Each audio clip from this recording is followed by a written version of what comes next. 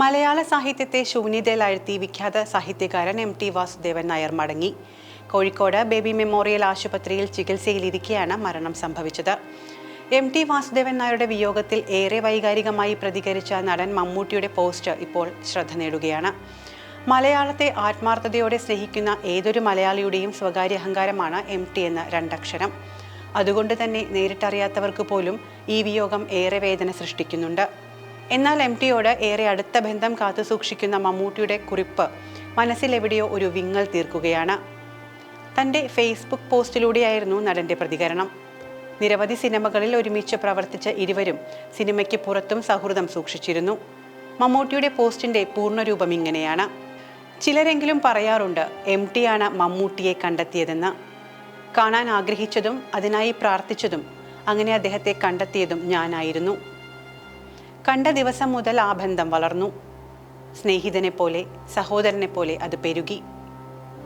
4-5 മാസം മുൻപ് എറണാകുളത്ത് ഒരു പ്രോഗ്രാമിനിടയിൽ കാലിടറിയ അദ്ദേഹത്തെ പിടിക്കാനാഞ്ഞ എൻ്റെ നെഞ്ചിൽ ചാഞ്ഞു നിന്നപ്പോൾ ആ മനുഷ്യൻ്റെ മകനാണ് ഞാനെന്ന് എനിക്ക് തോന്നി. ആ ഹൃദയത്തിൽ ഒരിടം കിട്ടിയതാണ് സിനിമാ ജീവിതം കൊണ്ട് എനിക്ക് ലഭിച്ച ഏറ്റവും വലിയ ഭാഗ്യം. അദ്ദേഹത്തിൻ്റെ ആത്മാംശമുള്ള നിരവധി കഥാപാത്രങ്ങളെ ഞാൻ അവതരിപ്പിച്ചിട്ടുണ്ട്. അതൊന്നും ഓർക്കുന്നില്ലിപ്പോൾ. ഒരു യുഗപ്പൊലിമ മങ്ങി മറയുകയാണ്. എൻ്റെ മനസ്സ് ശൂന്യമാകുന്നത് പോലെ തോന്നുന്നു. ഞാൻ എൻ്റെ ഇരു കൈകളും മലർത്തി വയ്ക്കുന്നു. ഇങ്ങനെയാണ് ആ കുറിപ്പ് അവസാനിക്കുന്നത്.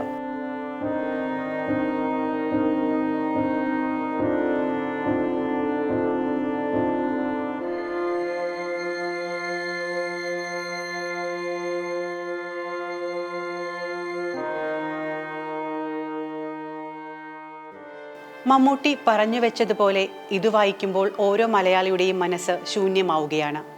സ്നേഹിതനെ പോലെ, സഹോദരനെ പോലെ, ഒരു നിമിഷം മകനായുമൊക്കെ മാറി മറിഞ്ഞ ബന്ധം. ചില ബന്ധങ്ങൾ അങ്ങനെയാണ്. ആരും ആവണമെന്നില്ല, അല്ലാതെ തന്നെ എല്ലാം ആവും.